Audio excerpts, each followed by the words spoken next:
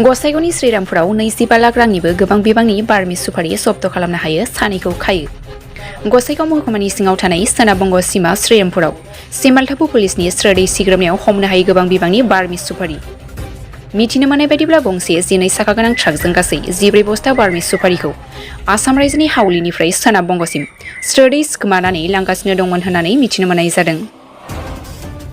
स्रोदै बारमि सुपारि लांखोमानाय ट्राकनि नम्बरखौ AS11BC0722 होननानै मिथिनो मोननाय जादों। हमनो मोननाय गासै बारमि सुपारिनि हाथाइनि बेसेनखौ खमैबो 25 लाख रांनिबो गोबां बिबांनि जागोन होननानै पुलिस बिफाननिफ्राय मिथिहोदों। मिथिनो मोनबावनाय बायदिब्ला ट्राक सालायगिरि जहिरुल इस्लाम आरो खालासी रफिकुलखौ पुलिसा खायो होननानै मिथिनो मोननाय जाबावदों।